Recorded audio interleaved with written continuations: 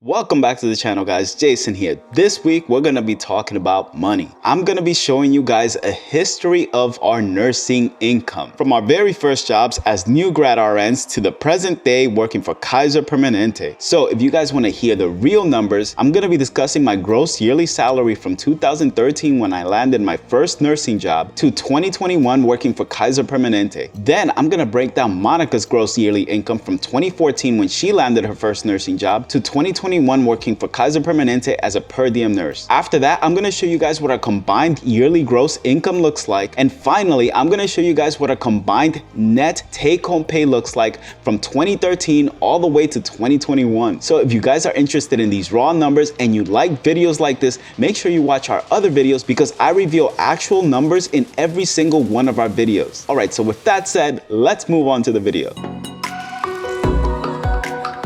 Alright, first, we're gonna go all the way back to 2013. I graduated nursing school in the summer of 2013. I took my NCLEX sometime in the fall and landed my first nursing job a few weeks after. I was able to land the job right after passing my NCLEX because I kept in touch with one of my preceptors that happened to be a manager in the hospital I was first employed in. This hospital was Jamaica Hospital. It was a community hospital in one of the poorest neighborhoods in Queens, New York. I remember my hourly rate being something like $37 in New York City. And as many of you know, the cost of living in New York City is way higher than it is in Sacramento. So this first year, I earned a total of $76,774. Oh, and another thing I forgot to mention, my first job was on a telemetry floor. But in 2014, I decided to move to a different facility. I applied to what's considered the number 6 hospital in the entire United States, New York Presbyterian. The unit I applied to was the emergency department. I must have applied and reapplied to this hospital over 20 times, but I finally got a job offer, and this year I made $82,082. Also, another thing I should mention is that when I first started working here, I made an hourly rate of something like $43 an hour with my night shift differential. In 2015, I started picking up more shifts, and this year I earned a total of $96,101. But by 2016, I was earning around $45 an hour with my night shift differential, and I was picking up a lot of overtime shifts. This year, I earned a total of $109,999. But 2017 came and all of that changed. This was the year that we moved from New York City to Sacramento, California. So I only earned $34,772 before I left New York Presbyterian. A week after we left New York City, I already had a job lined up at Sutter Roseville, earning around $61.50 per hour. With both of these hospitals combined,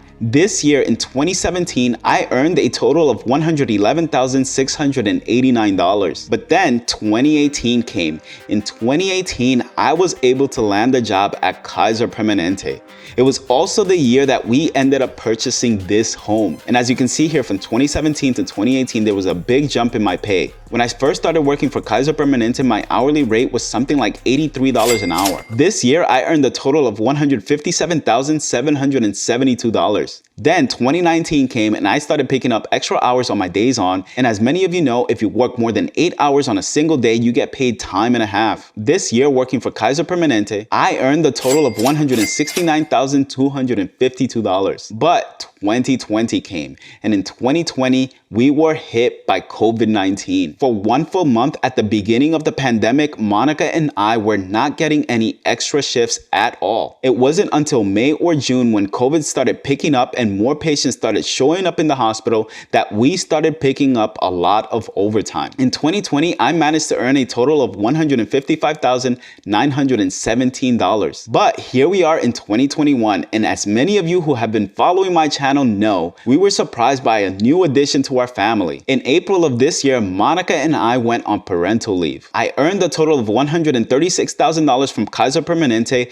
and $12,000 while on parental leave. So far, as of November of this year, I've earned a total of $148,285. Alright, next, let's discuss Monica's gross earnings. Monica's first job was in 2014. She had a very difficult time finding a job in a hospital setting, so she ended up getting her first job as a home health nurse, earning about $100 for every client that she visited. But it was a lot of paperwork and she was not getting any clinical experience working as a home health nurse. So, with some contacts, she was finally able to land a job at Mount Sinai. Mount Sinai is also considered one of the best hospitals in the state of New York. And Monica's starting pay in this hospital was around $42 to $43 per hour. Her first year as a nurse, she made $64,860. Then came 2015. In all of 2015, she worked at Mount Sinai for the full year. This year, she earned a total of $96,131. In 2016, however,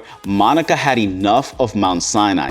She was not happy there, and she ended up applying and getting hired at one of the New York Presbyterian hospitals in an endoscopy unit. Here, she was also earning about $44 to $45 per hour. This year, she earned a total of $87,748. Then 2017 came, and as I said before, this was the year that we moved to Sacramento, California. After leaving New York Presbyterian, it took Monica about 3 months and tons of application before she finally landed a job. She ended up getting a job offer at Dignity Health. She started her orientation, and during her orientation, she ended up getting a job offer at Kaiser Permanente. So she told her manager at Dignity Health that she had no choice but to leave Dignity Health, and she accepted the job at Kaiser Permanente. So her first year at Kaiser Permanente, she was making about $77 per hour. This year, she made a total of $90,831. Then 2018 came, the year we bought our house.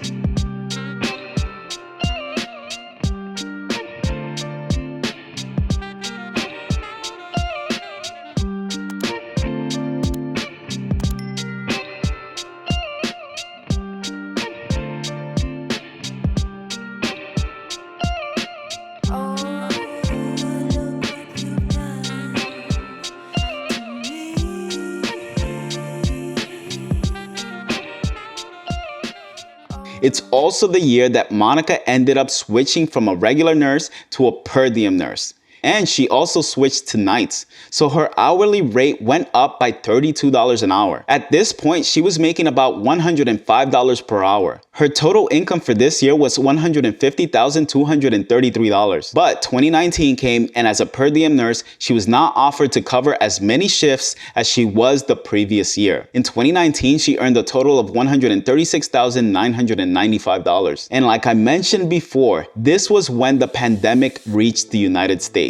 For at least an entire month, we were not getting any overtime at all. But when COVID started picking up, Monica started picking up a lot of extra shifts. This year, she was able to earn a total of $190,849. And then here we are in 2021. In April of 2021, Monica went on maternity leave. She earned a total of $18,029 of maternity leave pay and has so far earned $109,068 from working at Kaiser Permanente. Her total earnings so far up to the first week of November is $127,097. Okay, so now that we know what our individual gross earnings are, let's talk about our combined gross earnings. As I said before, I was the first to work as an RN. In 2013, our combined income was $76,774. In 2014, when Monica also started earning a paycheck, our combined gross income was $146,942. And in 2015, when we were both fully employed by two of the top paying hospitals in New York City, we earned a total of $192,232. Then in 2016, while I was working for NYP and Monica started working for NYP after leaving Mount Sinai, we earned a combined gross income of $197,747. In 2017, after leaving New York City and coming to Sacramento, California, we earned a combined income of $202,520. This was because Monica was out of work for about 3 months during that year. But 2018 came and I left Sutter Roseville, started working at Kaiser Permanente, and Monica was also employed by Kaiser Permanente. This year, our income increased by almost $100,000. We earned a total of $308,004. In 2019, because Monica picked up fewer shifts this year, we earned slightly less than the previous year at $306,246. And in 2020, because Monica picked up so many extra shifts, we earned a total of $346,767. But here we are in 2021. So far, our gross income for 2021 after being off on parental leave for so many months is $275,382. All right, now that we know about the progression of our gross income year after year, let's talk about what we've actually been taking home. So I don't have the net figures for 2013, but I do have the net figures starting in 2014. In 2014, we brought home a total of $100,448 after taxes and deductions. In 2015, our total take-home pay was $131,994. By 2016, we were bringing home $157,870. And in 2017, because of our move to California and Monica being out of work for 3 months that year, our take-home pay was $145,239. Then in 2018, when we were both working for Kaiser Permanente, our take-home pay that year was $196,818. In 2019, I picked up extra hours and our take-home pay was $226,326. But then came 2020 and our take-home pay was $217,232. And part of the reason why it's lower in 2020 is because in 2020, we both started maxing out our 401ks. But here we are in 2021, also maxing out our 401ks and being on parental leave for a couple of months. So far, as of November of this year, our take-home pay has been $175,526. So there it is, you guys, our nurse income history since becoming RNs. In the next video, we're going to be talking net worth. I'll be showing you guys what we had to do in order to get to the net worth level we're at today. So if you like this video, I'm sure you guys are going to like my video on how we invest at least $6,000 a month right here.